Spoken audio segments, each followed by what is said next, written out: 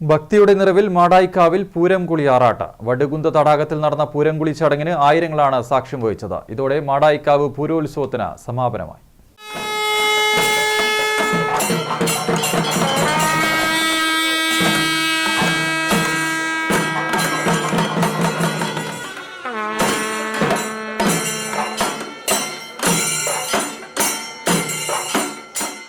ഉത്തര കേരളത്തിലെ പ്രധാന ശാക്തേയ കാവുകളിൽ ഒന്നായ മാടായി തിരുവർക്കാട്ടുകാവ് പൂരോത്സവത്തിന് സമാപനം കുറിച്ചുകൊണ്ടായിരുന്നു ചടങ്ങുകൾ നടന്നത്.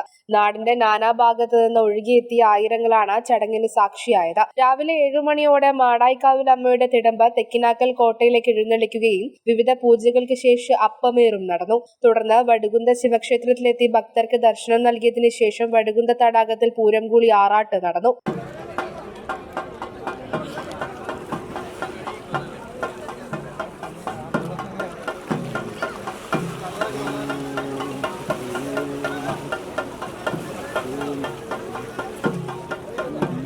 പഞ്ചവാദ്യങ്ങളുടെ അകമ്പടിയോടെ ക്ഷേത്രത്തിലേക്ക് തിരിച്ചെഴുന്നള്ളത്തും നടന്നു. ജാതിമത ഭേദമന്യേ നിരവധി പേരാണ് ചടങ്ങിന് സാക്ഷ്യം വഹിച്ചത്. പൂരംകുളി ചടങ്ങോടെ പൂരോത്സവത്തിന് സമാപനമായി. ഏപ്രിൽ 2-നാണ് മാടായിക്കാവ് പൂരോത്സവം ആരംഭിച്ചത്. വ്യത്യസ്തമായ വിവിധ ചടങ്ങുകളാണ് ഉത്സവത്തിന്റെ ഭാഗമായി നടന്നത്. ദേവസ്വം ബോർഡിന്റെയും ക്ഷേത്ര നവീകരണ സമിതിയുടെയും നേതൃത്വത്തിൽ വിവിധ ആധ്യാത്മിക കലാസാംസ്കാരിക പരിപാടികളും സംഘടിപ്പിച്ചിരുന്നു. സമാപന ദിവസം 5000-ഓളം പേർക്കാണ് പൂരക്കഞ്ഞി തയ്യാറാക്കിയത്.